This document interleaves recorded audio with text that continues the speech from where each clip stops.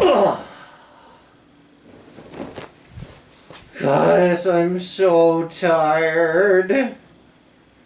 I watched over 200 movies again last year. Why do I keep doing this to myself? And I moved! Seriously, I did not have the time to be spending on watching that many movies. And I still don't have a lot of time because I am busy building a life for myself out here in the West. So, no, you're not gonna get a full list of all the movies I watched like I did in 2022. No. I'm gonna save some time. If you wanna know what movies I saw, just follow my Letterboxd. Here it is. I'm just gonna talk about the movies from 2024 that I watched in 2024, which was still quite a few of them, but not really all the big name ones you'd know. I'm nothing if not an incurable hipster. Okay. So we're gonna do this in the order in which I preferred the movies, ranked worst to best. Cocaine Werewolf is a bad movie that you can immediately imagine a better version of by just looking at the poster. It's about a guy who can turn into a werewolf on the off hours by doing cocaine, or it's about a guy running away from a botched drug deal, or it's about a film crew of aspiring losers trying to put together a no-budget horror movie. Gee, how meta? Honestly, the no-budget horror movie meta stuff is kind of charming in a write-what-you-know way, but there just isn't much good about this movie. The director's thing seems to be shitting out no-budget horror movies where he seems to have worked backwards from the title. And hey, Motorboat Evil is Afloat is a great title, 10 out of 10 on the pun work, but that doesn't actually make this a good movie. I really can't recommend it unless you are a connoisseur of trash. I myself will be checking out more of this guy's work because I have a morbid curiosity. Alright, we had Hellboy, then we had Heckboy, and now we have Hexboy. I don't want to get too mad at Mike Mignola for taking his baby back from Del Toro. It's his creation, and Del Toro was taking it somewhere he didn't like, totally fair, but there is no way he's happier with these newer movies. Heckboy the Crooked Man is based on a comic run that I've actually read, so yeah, it's pretty faithful to the plot of that comic run, but that doesn't make it a very good movie, unfortunately. I get the appeal of Hellboy walking into other people's stories and just kind of getting involved, but kind of makes him boring in this movie, and the new actor can't really overcome that with his charisma. It's filmed extremely cheaply, with Eastern Europe filling in for the Appalachians, and it's just mostly boring, except like the witches stuff and the way the Thin Man kind of looks like an anti-Semitic hate poster. It left a nasty taste in my mouth. And I'm not accusing anyone of anything, but maybe they should have tried harder. Now, if I told you that Sidelined, the Quarterback in Me, was an adaptation of a Webtoons comic, would you believe me? Well, it wasn't. It was a Wattpad adaptation. Get wrecked, losers! Idiots! Oh man, but nah, this movie it's just a very by-the-numbers, attractive girl who doesn't hang with the popular kids, gets involved with the most popular boy in school, and the movie just exists to do really familiar tropes with attractive actors and can really only appeal to teenagers who haven't seen enough movies to be tired of these tropes yet. There's nothing wrong with that, but there's also nothing right about it. So yeah, you can skip this one. It is a Disney-grade movie made by Tubi. It was never gonna be good. Alien Romulus was a movie that a lot of people liked, and I sure didn't. I understand why people liked it. It's a very pacey horror movie that commits to some pretty intense body horror, and it's just stuffed with references to the earlier films, and not even just the obvious ones. The third act is basically lifted from Alien Resurrection, and there's a whole scene that references a deleted scene of Aliens. But that slavish devotion to referencing the earlier movies kind of ruined it for me, because the movie does have new ideas. They start out on this corporate mining slavery planet, and there's a whole thing with like an android family unit, and all that just gets crowded out so that we can eat some member berries. And oh, also, Ash is back. Don't you remember Ash? I can't really talk about this movie without mentioning how much digital gonks of dead actors just kind of offends me. Like, before we even get in to like, you know, the death of art stuff through AI, we gotta talk about how, like, we're commodifying the connection we have to actors beyond their ability to be alive as human beings. Like, this is just so fundamentally anti-human, and there was a perfectly good excuse to just, like, have Ash be a fucked up looking puppet that vaguely resembles Ian Holm. You didn't have to do the digital trickery. There's a perfectly good excuse as to why he wouldn't look perfect.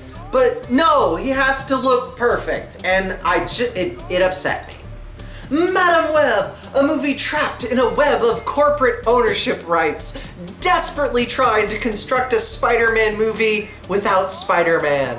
When Dakota Johnson is allowed to, you know, be funny, because she is, when she's like, you know, dealing with her future sight powers and like talking to these teen girls who she finds annoying, it's actually pretty fun. But when it's trying to be a Spider-Man prequel about Spider-Man's birth of all things, she looks more lost than a flat earther trying to find Australia.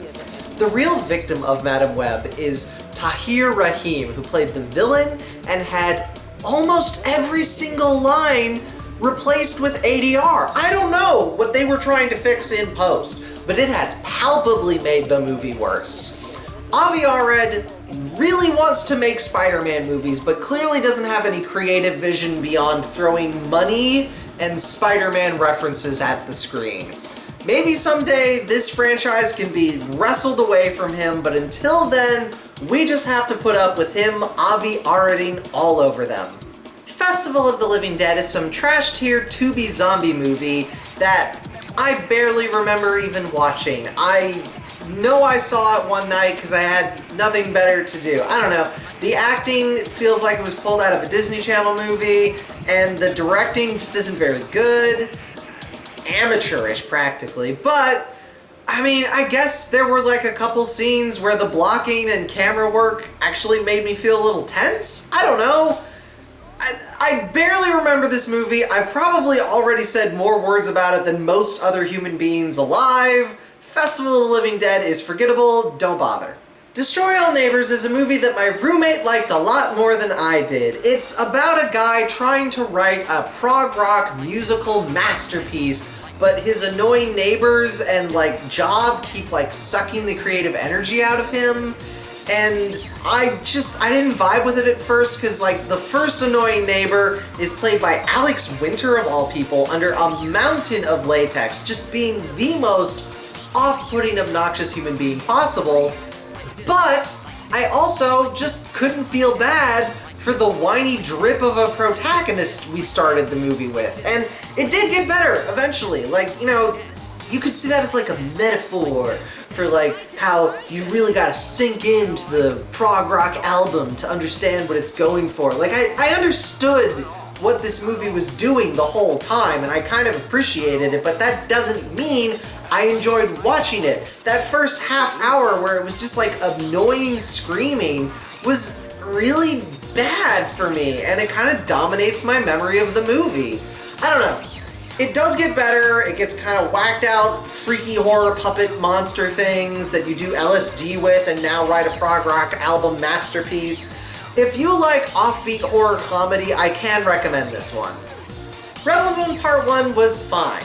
Rebel Moon Part 2 is also fine. They're kind of wildly expensive to just turn out fine, but there we go.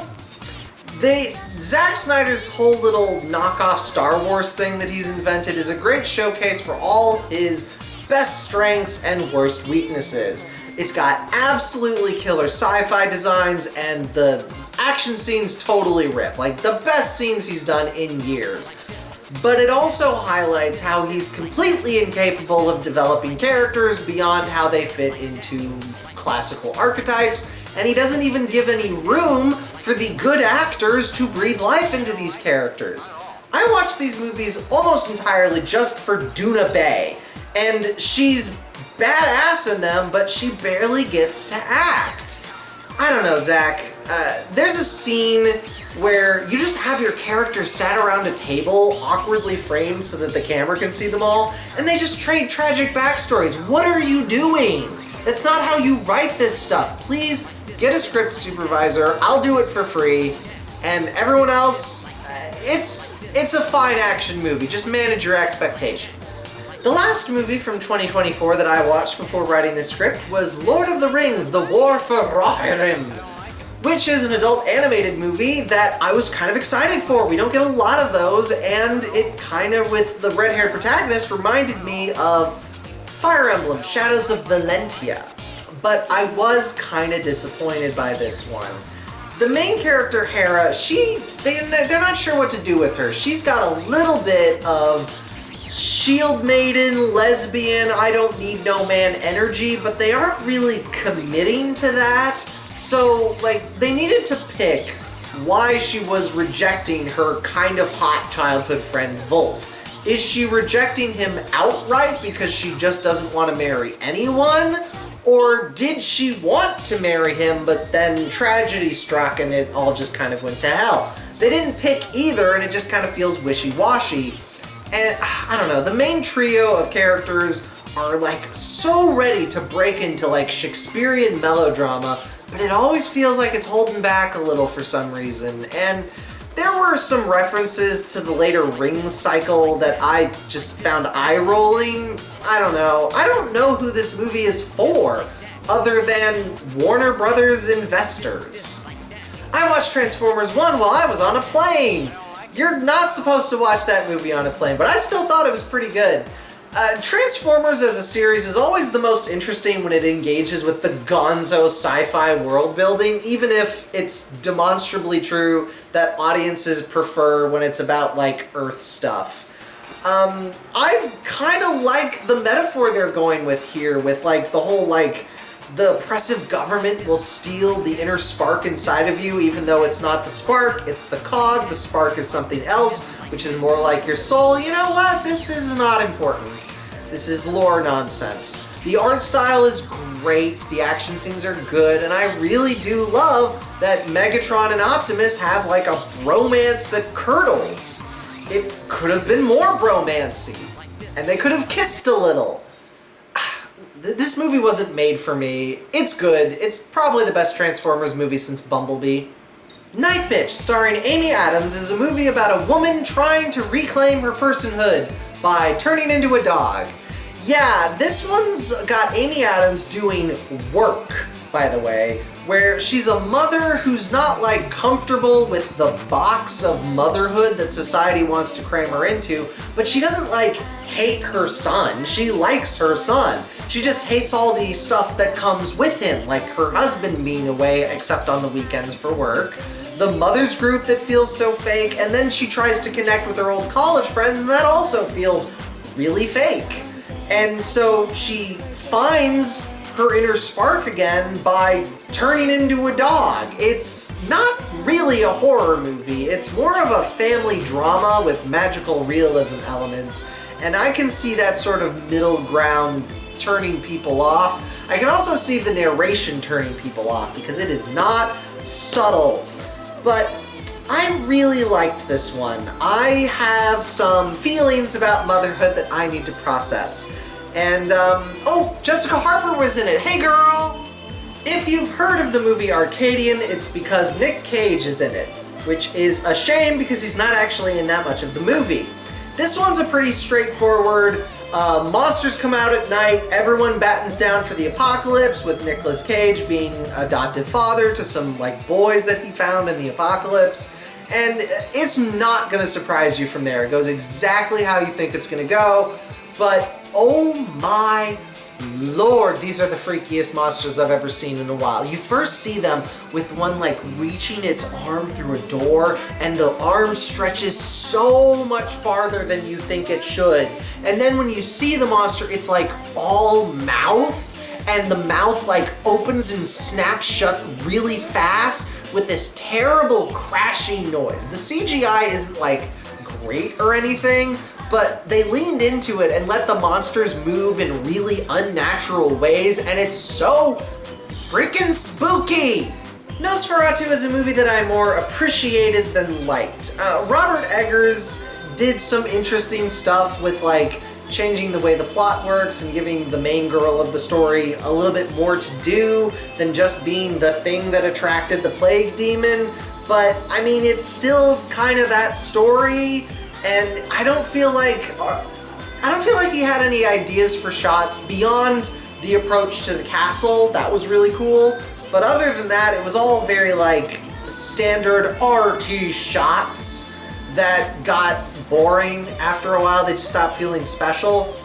I don't really have a lot I can say that's wrong with this movie. I feel really emotionally distant from it and a lot of Robert Eggers films.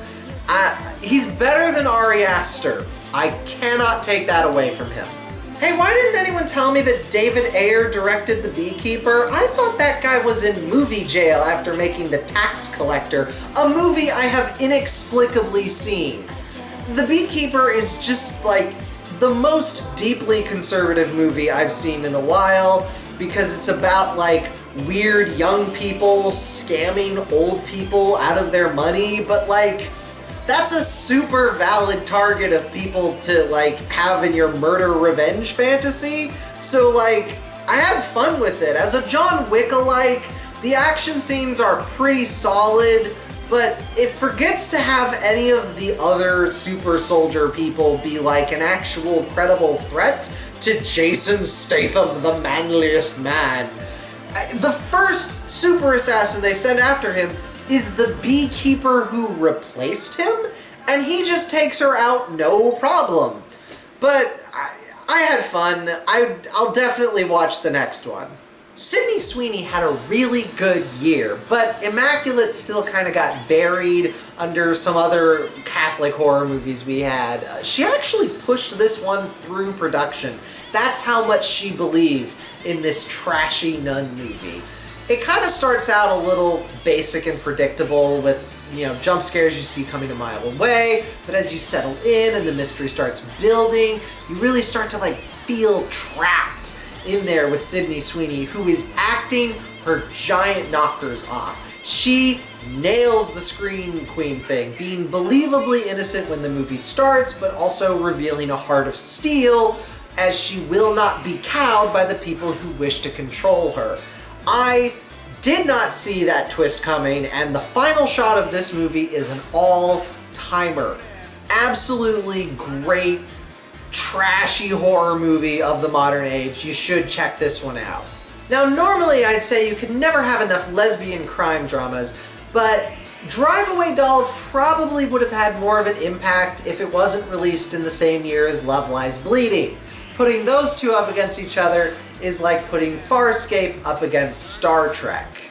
And this one was only made by like one of the Coen brothers. I don't want to say it shows. It still feels like a Coen movie. It just feels, I don't know, sloppier. Like everything was just kind of thrown together on first ideas. Margaret Qualley is killing it as a sort of dirtbag lesbian biker chick who's a heartbreaker. She's great. I like this movie. It's cute and fun, and when mismatched lesbians, you know, get away happy, that just makes me smile. I wasn't completely sold on In a Violent Nature when I heard the concept for it, but man, I really turned around on that movie. The idea is that, like, what if the camera just follows the violent stalker? Like, what if Jason can't vanish because the camera's following his perspective? In reality, it doesn't fully commit to that. If this were a found footage movie, I would accuse it of cheating. But it's not a found footage movie, and there are just some really fantastic shots in this movie. Like, not just like well-framed camera shots, but like genuinely gorgeous nature tableaus that they film in. It can be a little slow, but, you know, interspersed with that is some pretty delightful gore for the most part. Yeah, we're following the psycho killer in what would probably be his third movie if this were a real horror franchise, but Man, what really brought this one together for me was the ending, where we switch perspectives to the final girl as she runs from the movie, and she gets picked up by like a forest ranger or someone, and there's like a long car ride with a story about a bear attack. And like, as I'm listening to it, I realize this movie gets it. It understands what the core fear of the killer in the woods is. And yeah, no, I really liked this movie. If you haven't heard of Cuckoo, it stars Hunter Schafer, a trans woman playing a dirtbag lesbian rocker girl. That's unfortunately the queerest thing in the movie, but yeah, I liked this one. The movie kind of plays it close to the vest as to like what its monster is, so I'm gonna respect that and not spoil it, but it's a really like well-shot movie with good scares, good cinematography, good acting, and it all takes place in this really creepy Eastern European company town thing. And there's like themes about like rebuilding lost family and connections, and Hunter Schafer is not dealing with the death of her mother. That's all really good. The monster's got this really cool thing where they'll scream and people will get like trapped in like a time loop of their own perception of the last 10 seconds, which isn't really explained by the movie, so I'm telling you about it so that when you see this movie and that happens, you at least have some conception of what's happening. But yeah, no, good movie, and girls kissing it, so yeah, watch it. Lisa Frankenstein is probably the best Tim Burton movie ever made, and he is nowhere near the production. This one was written by Diablo Cody of Jennifer's Body fame, and directed by Zelda Williams, daughter of Robin Williams. And I really enjoyed this one. It's like a nice slice of 80s cheese where a girl creates a perfect boyfriend out of corpse bits, and how that kind of has a deep emotional impact on his psyche, and how her perfect boyfriend kind of rots metaphorically and literally when exposed to reality and isn't just part of her idealized fantasy anymore. I don't know, I found this one fun and thinky, even if I do find Diablo Cody a little pigeonholed. She insists on having like cringy conversational dialogue, but then also swings really hard on themes and metaphors in her plots. And like, I'm not surprised that those two flavors do not work for more people, but I think it worked in this movie, and yeah, I liked it. And it also has Taffy, the best movie sister ever. There is a moment in Kong x Godzilla New Empire where Kong grabs a baby monkey by the leg and beats another larger monkey in the face with it. So that is just a good indication of how much fun these movies are having. It is astonishing what kind of a hit record the American MonsterVerse movies have. Like, really only the first Godzilla movie was outright bad. The rest of them are like fine to excellent, and this one edges into excellent. I didn't really love Godzilla versus Kong. I thought the whole like evil corporate villain thing was really boring, but this one leans back into how there's just like a bunch of other monsters. They're just there. They live here in this world. Godzilla goes and murks a sea snake just because. There's gonna be plot stuff later. He needs to be more powerful.